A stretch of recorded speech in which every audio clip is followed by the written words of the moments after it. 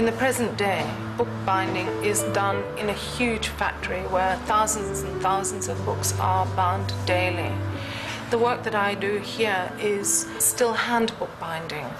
I'm still a craftswoman, and everything that is done by hand. There are no electrical machines that I use. I am continuing on the tradition of the craft of hand bookbinding, which has developed over many, many, many hundreds of years. I was very, very drawn to it, and this feeling happened almost within the first week of starting to learn bookbinding, and it hasn't really left me. It stayed with me all these years. It is to do with a fine physical task. It sounds repetitious, and possibly it is repetitious, but it's also got this rhythm to it. I'm not quite sure what the distinction is between repetition and this rhythm that I'm talking about. All I can say is that I recognize it, and I know that it does exist.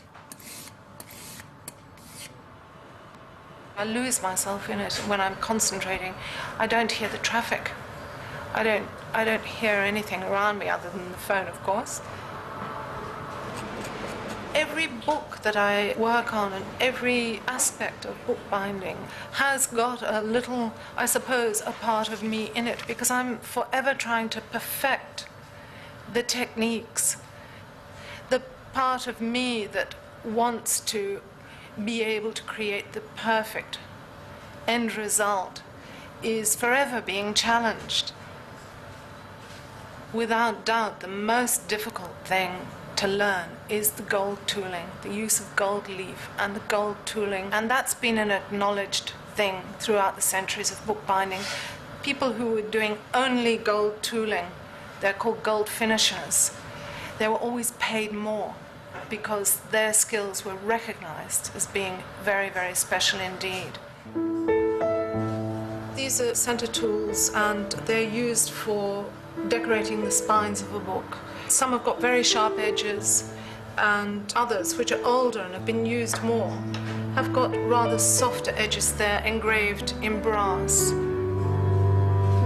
These sorts of tools, which were used for decorating the edges of the cover.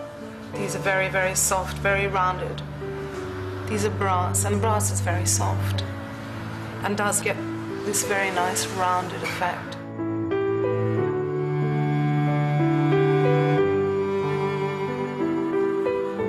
It allows the light to play on the gold in a different way from a very hard-edged tool. So it's good to have tools that have been used a great deal. I know that book, the work that I've done on it, because it's all acid-free materials, will go forward for the future generations, and I can't tell you, that gives me a lot of pleasure. Yeah, that's really good.